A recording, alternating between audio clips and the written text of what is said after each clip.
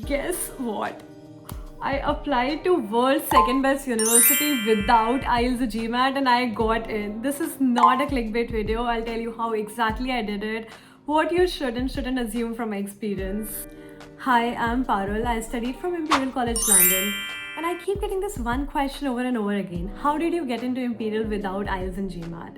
And a few weeks ago, I posted a reel about it on Instagram and it kind of got viral with thousands of you asking me how. So instead of replying in DMs, I decided to make one honest, detailed video explaining the entire application journey. First things first, it does not mean that IELTS and GMAT are useless, and it most definitely does not mean that everyone can skip them.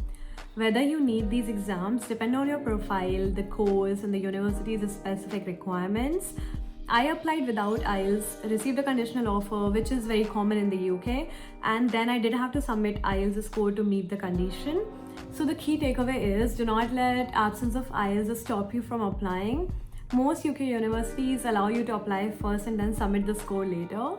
And as for GMAT, my course did not require it at all, and most UK universities don't, especially if your academic background and overall profile are really strong. A little bit about my background. I applied to Masters in Economics and Strategy from Imperial College London. I did my undergrad in Bachelor's of Management Studies majoring in Finance and I graduated with a score of 9.98 out of 10 CGPA. After that, I worked in Deloitte for 1 year, which was directly relevant to the course I was applying for. So my profile was evaluated holistically: academics, work experience, statement of purpose, and not just scores. Let me tell you what actually mattered more than IELTS and GMAT in my profile. 1. Academic performance. 2. Very clear and focused statement of purpose. 3rd, a clear alignment between my bachelor's degree, work experience at Deloitte, and the course I applied for. Imperial is very clear why you want this particular course and how it fits in your long-term career plan. If this story doesn't make sense, no test score can compensate for it. I want to be very clear here, this is not a shortcut. Some courses absolutely require IELTS, some require GMAT, and some profiles actually benefit from taking these exams. So don't assume that you can skip these exams because someone on Instagram did. Please check official course requirements before you make the decision. I applied through standard UK application process. I submitted my academic transcript, a statement of purpose, and letter of recommendations.